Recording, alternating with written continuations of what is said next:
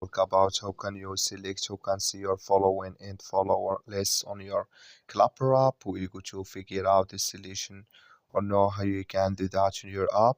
All you have to do in the first, you just go down, click in this sign down here. So when you just click on it, it's going to take you to your profile. It's going to show for you like this here.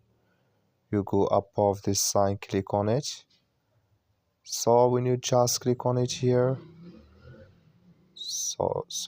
when you click on this sign here, it's going to take you to this list. Click here on privacy and safety here. So then you just switch into open video. It's going to show for you like this. Click here on following and followers list.